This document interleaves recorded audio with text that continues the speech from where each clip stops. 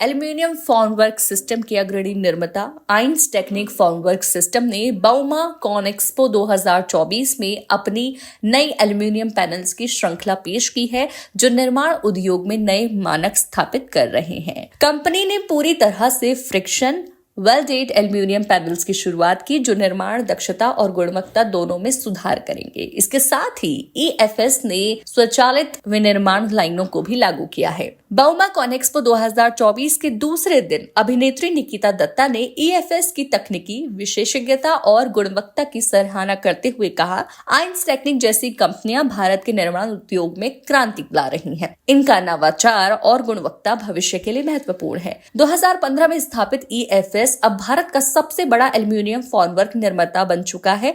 Company के गाजियाबाद स्थित संयंत्र की उत्पादन क्षमता प्रति महीने 1,25,000 वर्ग मीटर है। EFS ने 800 से ज्यादा परियोजनाएं पूरी की हैं और देश विदेश में अग्रणी रियल एस्टेट डेवलपर्स और ठेकेदारों के साथ सहयोग किया है। बाउमा कॉनएक्सपो 2024 में EFS ने अपने नवीनतम उत्पादों को प्रदर्शित किया और उद्योग के विशेषज्ञों से जुड़ने का अवसर प्रदान किया। जी, आज यहाँ पर मैं बहुत खुशनसीब हूँ जो मुझे आइंस टेक्निक ने यहाँ पर बुलाया है।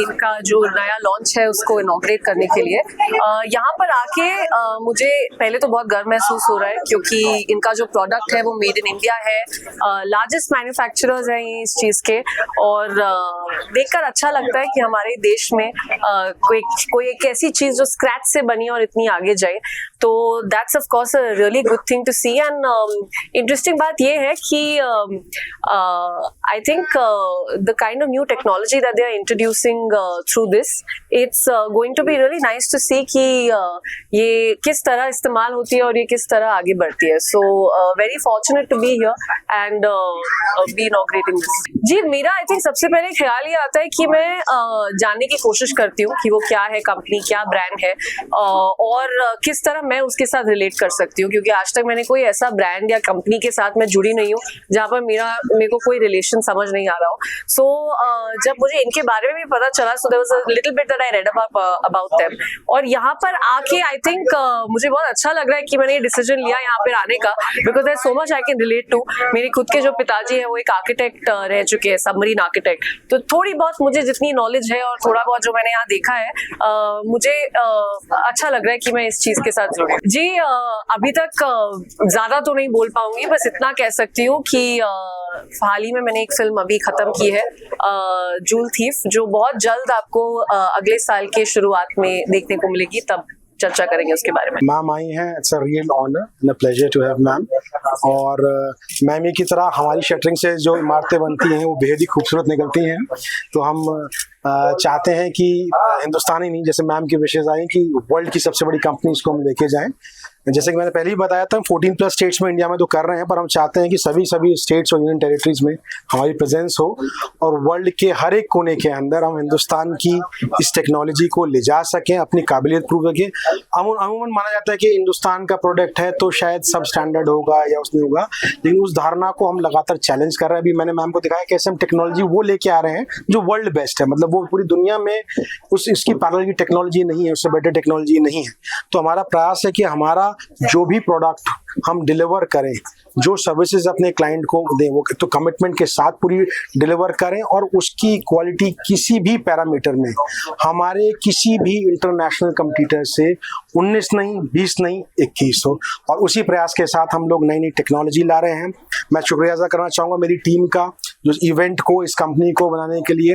नेक्स्ट ईयर हम लोग 10 साल पूरे कर रहे हैं। It is going to be special year for us, year of decade, it's really special. And एक कॉमन बात है, कर शरद सर थे, मैम आज, हम तीनों के फादर, मैम जैसे आर्किटेक्ट सर के फादर भी सिविल इंजीनियर, मेरे फादर भी सिविल इंजीनियर, तो एक कॉमन फैक्टर भी बन जाता है।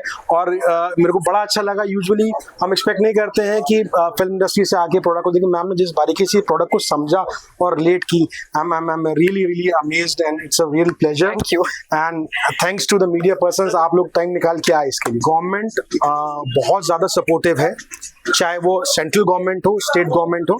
वो चाहे मैन्युफैक्चरिंग को प्रमोट करने के लिए, मेक इन इंडिया की हम बात करते हैं, मेक इन इंडिया एक हिस्सा है, बट बहुत सारी चीजें, जैसे जीएसटी आने से पहले जब ये एक्साइज एंड वैट अलग अलग टैक्सेशन था, तो हमारे प्रोडक्ट पे टैक्सेशन ज्यादा था, जिससे हमारे क्लाइंट्स को इनपुट नहीं मिलता था, वो एक फैक्टर ऑफ कंसर्न बन जाता। लेकिन जीएसटी आने say that has become very transparent, और हमारा कोई भी मैन्युफैक्चर किसी भी स्टेट में बना रहा है तो सबको वही टैक्स पड़ रहा है, तो किसी को एडवांटेज नहीं होना।